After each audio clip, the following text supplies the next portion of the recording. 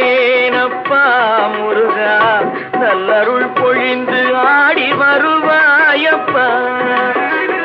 கண்கள் குளிர வந்து நின்றாடப்பா, கண்கள் குளிர வந்து நின்றாடப்பா. நீ காலமெல்லாம் துணையாக இருந்தாளப்பா. உன்னை முருகா என்று அழைக்கவா, முத்துக்குமரா என்று அழைக்கவா, கந்தா என்று அழைக்கவா, கதிர்வேலா என்று அழைக்கவா?